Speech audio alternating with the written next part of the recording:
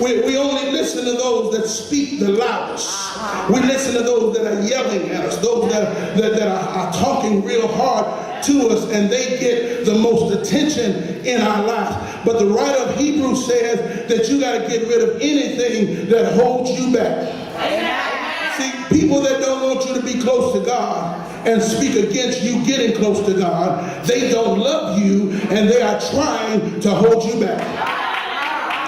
I didn't give the 5 witnesses. I'll take you 5 and we'll keep going. People that consistently and constantly question why you're committed to God and find humor in your passion and praise to God, they do not love you and they're trying to hold you back. I lost 5 of y'all. The 3 of y'all, come on, let's go with me. See, because some of you are sitting there saying, preacher, they're holding me back. Why would anybody want to hold me back? Well, they don't want to be in that bad place by themselves. The reason you got people in your life that don't want to be better is because they don't want you to be better. It's because they don't want to be better and they don't want you to leave them where they are. So they'd rather the 2 of y'all be in a bad place together than you get your deliverance and leave them in that bad place by themselves. In the text, Bartimaeus was a beggar. He was a beggar. He was a blind beggar. And there were people that profited from his blindness. There were people that had to take him to the place that he begged. He no doubt had people that helped him count his money. He had people that had to cook for him, people that had to take care of him, and he no doubt had to compensate them by paying out of the money that he got from begging. So guess what? There were people that profited from his infirmity, and they actually did not want him to get better.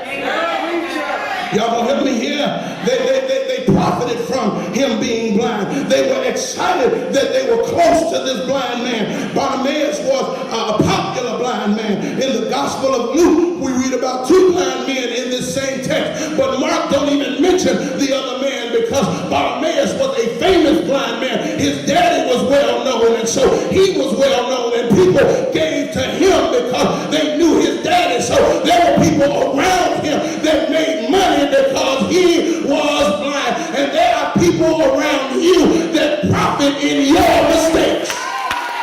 Y'all ain't gonna help me, but I feel that there are people around you that get so excited when you cry because they know that they can take advantage of your tears. They get so excited when you upset because they know they can take advantage of your vulnerability. There are people that get excited with you being in a bad place.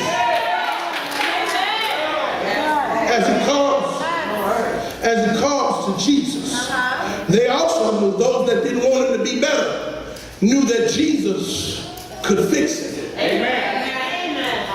Bartimaeus knew it, and the people around him knew it. So it looked like if they loved him.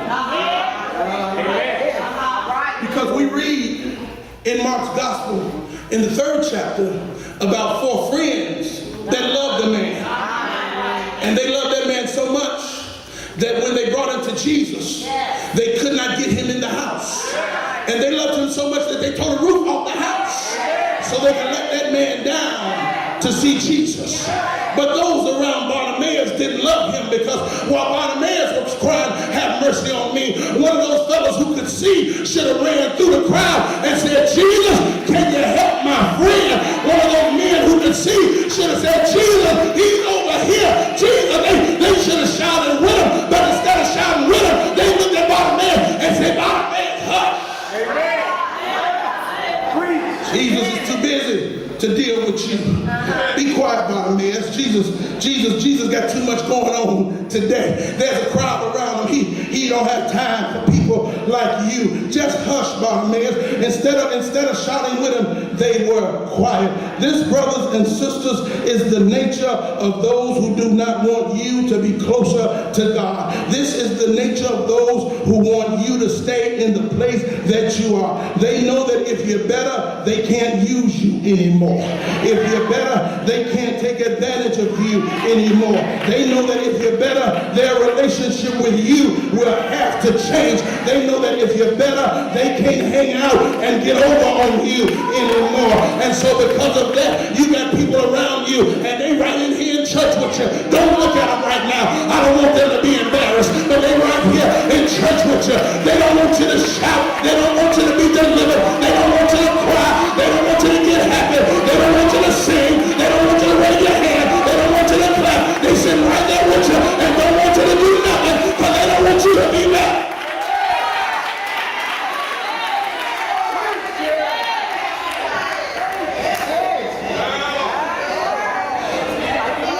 Shame on your friends for wanting you to stay blind. Shame on them, shame on them, shame on them. You don't have to say it, I'll say it for you. Shame on those that you have been good to that want you to stay blind. Shame on those that you fed with your money and they want you to stay blind. Shame on those that have slept in your house and they want you to stay blind. Shame on those who have rolled in your car and they want you to stay blind.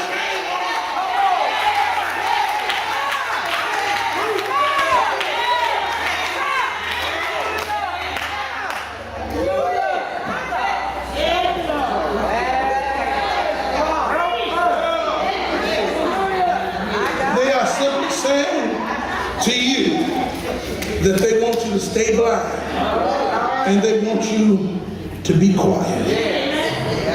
But I wish you would tell me to be quiet today. I might have let it go last week because I didn't know no better, but I wish you would be up in this worship and tell me to sit down today. I wish you would hear this word and tell me not to grow today. Baby, if I got to leave you behind, then so be it, because I want to sing the song and say that I once was lost, but now I'm found. I once was blind, but now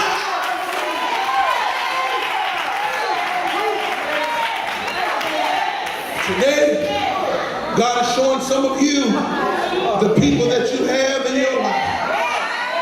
Amen to that. God is showing you who they are. Yes, He's showing you that some folk around you don't really love you. Some folk around you, some folk in your life really don't care nothing about you. And today I need you to have a wish you would attitude.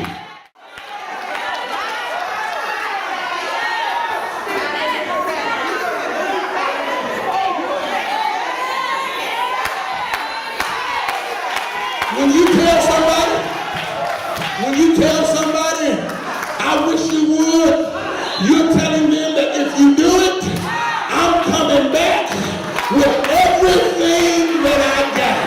When you tell them I wish you would, you're telling them that I'm coming back with all of my fury. Well, today, when you tell them I wish you would, you're telling them that if you try to get me to sit down, I'm coming back with a heart of praise than I ever had before. When you tell them today that I wish you would, you're telling them that I'm going to jump harder, I'm going to shout harder, I'm going to run harder, I'm going to dance harder, and I wish you would get in my way, but I'll knock you down. I wish you would try to hold me, but you can't hold me. I wish you would try to sit me down, because my God has been so good, I can't help myself.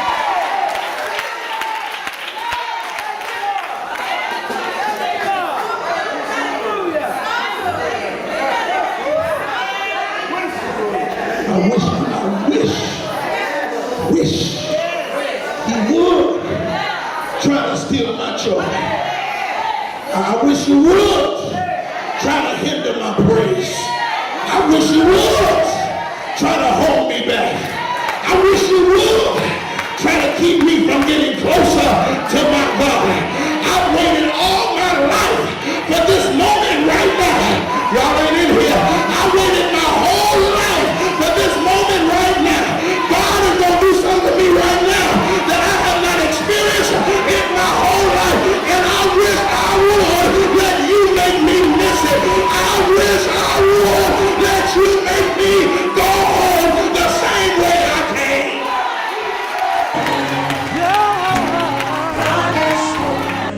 So let the church say